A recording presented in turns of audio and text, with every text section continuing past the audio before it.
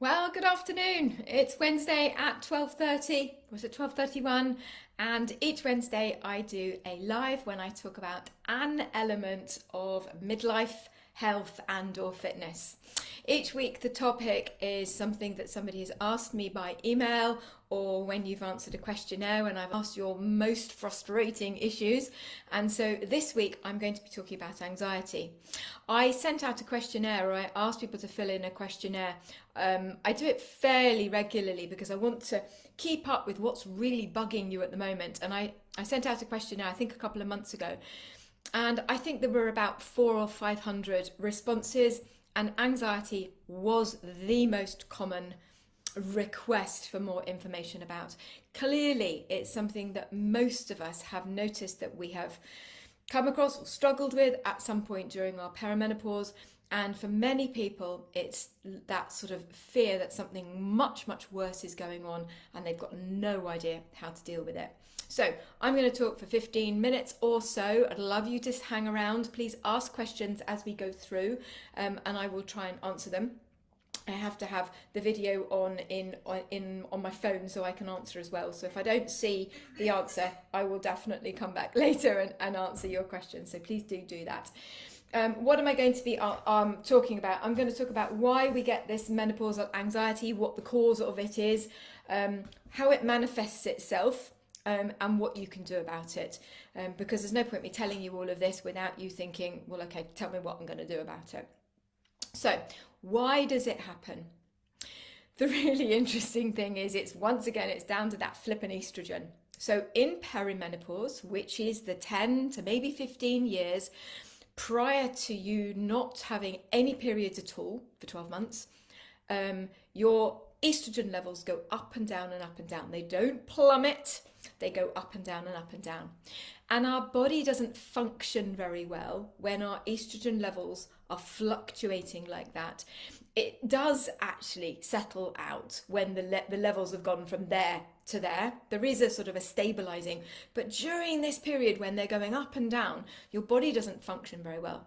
So I think I've told you in the past, estrogen has over 400 functions. It is required all over our body. And what it does in our brain is it's a neurotransmitter. It helps with transmitting messages or feelings. It's all to do with a center in your brain called the limbic system. And the limbic system is sort of related to mood and how you're actually feeling, rather than feeling what I call very beige. And when your estrogen levels are down, your feel-goodness starts to go. And you start to become anxious, increasingly anxious about all sorts of things. Now, it's particularly bad in that fluctuation. As I say, once the hormones have settled at a certain level, then you may not notice it quite so badly, quite so much. It is slightly more likely to be a problem for you if you have suffered with low mood in the past. If you've been to the doctor, you've had depression, situations or phases in your life, it's slightly more likely to happen to you if that has happened in the past. So what happens? It's the combination of this decline and fluctuation in estrogen. At the same time, we are likely to have kids leaving school, elderly parents, quite a frustratingly challenging time at work because often you're still climbing up your career ladder. And all of these things, it's like the great storm, the perfect storm, all these things come together at the same time and you suddenly lose any enthusiasm for anything. Somebody would say to you, great, I've booked a holiday, and all you can think is, oh, what am I going to wear? Or who's going to look after the children? Or where am I going to put the dog? And instead of something being incredibly exciting, like it might have been when you were sort of in your 30s, when somebody said, right, we're going to Greece and it's only going to cost us 300 quid.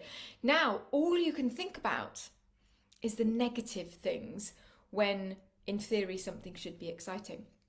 And when I ask people, which I have done, what are your anxieties about? Actually, travel is one of the things that comes quite frequently. So I think I've shared this in the past. For me, it was being a passenger in the car with my husband. My husband is a very good but a very fast driver. As an ex-police officer, I'm sure he's fairly safe in the car. But you wouldn't have thought that by the way that I feel as a passenger in the car. My foot is on the floor. I'm constantly trying to brake. And it actually became a real issue between us because I would get in the car and I would just be saying, slow down, slow down, slow down, slow down, slow down. And it was becoming a real problem. And we've both had to face that and find out how we can move forward. I remember a friend of mine saying about 5 years ago, I won't drive on the motorway anymore. I don't think I won't drive on the motorway. I don't go on the motorway. I'm too scared. And actually, in the last 5 or so years, the more people I've spoken to, more people have said, I won't go on the motorway. I will go on the aid roads. And sometimes the reason why people won't go on the motorway is even defined. They won't go on the motorway because they've got to overtake those big lorries. And that's really scary. You're going past a juggernaut and you've got to get to the other end. They're scared of that. Some people are scared of that central reservation because if you take it to its natural conclusion, what's the worst thing that can happen? The worst thing that can happen is that you go over the central reservation and either you're killed or you kill somebody. And we are very good, as we get older, at catastrophizing things if we're not careful. I have another friend whose husband loves being out on his motorbike, and she's got that thing on her phone, Find My Husband. And she says if he's a little bit laid back, she will look on Find My Husband on her phone, and if he's anywhere near a hospital, she assumes he's in it, not cycling past it or riding past it. So we can go from 0 to 60 really quickly. And this is all because our neural pathways aren't working in the same way that they used to when we are younger. Okay, so what happens then? Well, if you've got no awareness of the perimenopause at all, let's say, and you're just feeling really flat and really down, then you go to your doctor, and you've got about 10 minutes with your doctor, haven't you? So what you tell your doctor is how you're feeling, and your doctor hears all of the symptoms of depression.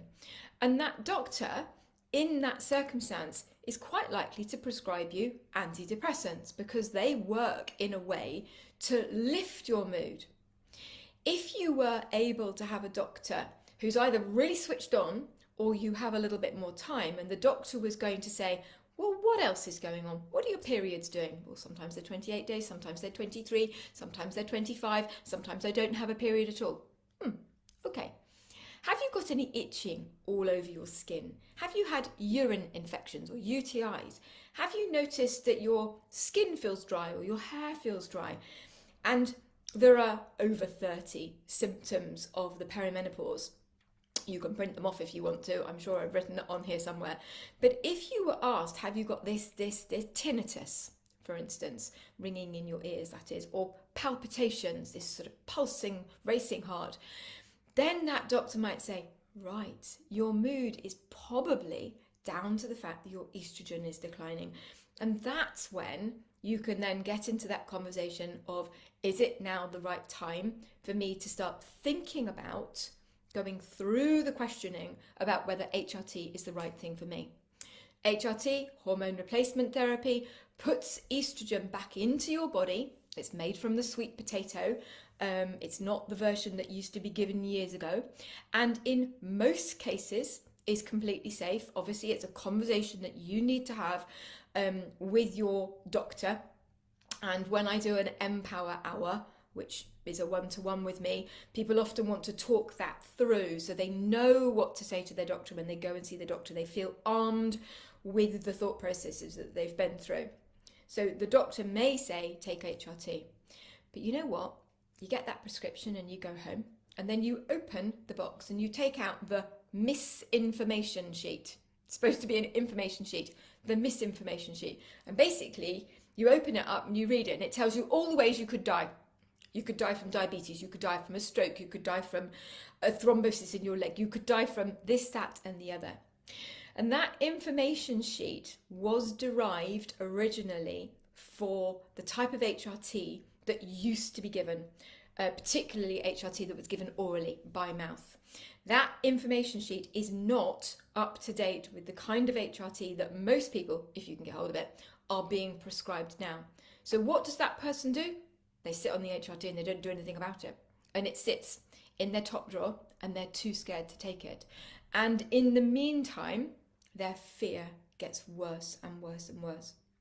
So what I'm hoping to do here is to sort of almost put a knife through that anxiety, if that's something you've noticed, and make you think, okay, maybe this is time for me to actually go and talk to my doctor again. So you can go back on HRT, or you can start HRT when you're older than 50 or 55 or 60 or even 65, if you've got a switched on healthcare practitioner and it doesn't interact with other things that may be going on in your life. So if HRT is something that you've decided was definitely not for you, then potentially you could reconsider. But I think it's really important to say that HRT isn't in any way the only solution to this. There are an awful lot of other things that we can start today that will help you deal with your anxiety. Even things like, so if you can pinpoint what it is you're scared of, so like me and driving with my husband, actually having the conversation and explaining to him that when I am feeling particularly stressed, my anxiety in a car goes up. So whilst he feels really stupid driving at 50 miles an hour on the motorway, if on that day, at that time, that's what works for me, then that's much better for us. So if you can identify what some of your particular anxieties are and find solutions for them, that's really useful. And sometimes actually having a toolkit of things, literally like you've got your toolkit that you could say, okay, I'm going to try that, I'm going to try that, I'm going to try that. That's a really good way alongside any HRT that you might be taking. You're going to ask me what's in my toolkit. Of course, I'm going to say movement. Loads and loads of research that says get out for a walk, 10 minutes twice a day. I absolutely promise you, even if it's snowing or hailing or pouring with rain, you will feel better. Even if you don't like it at the time, the knock-on effect afterwards is that you will feel better. Movement is different from exercise. You know I talk about exercise all the time. Putting some exercise into your week, 3 times if you can, just for 20 or 30 minutes, you will feel better. If it's the kind of exercise that makes you feel good. Now, if you're going to some kind of instructor who says, right, we'll start with a minute's worth of star jumps, that, as far as I'm concerned, is not probably going to make you feel better. Some of us are very sensitive to caffeine. I am.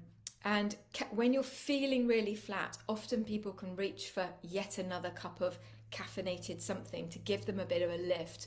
But caffeine is a stimulant, and actually, for some people, it can make things worse.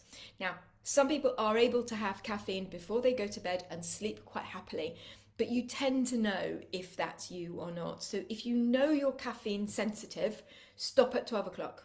Okay, no more caffeinated drinks after 12 o'clock midday. If you're not too caffeine sensitive, I would say by 3 or 4 o'clock in the afternoon, that's when you're going to try and make sure you don't have too much caffeine. A really simple answer is staying hydrated. Now, we've talked about this. 2 litres of water is your optimum if possible every single day. Staying hydrated relieves brain fog, and brain fog is all to do with your estrogen in your brain. I think we've talked about it already. So trying to make sure that you don't let yourself get dehydrated is really important. And also eating regular meals.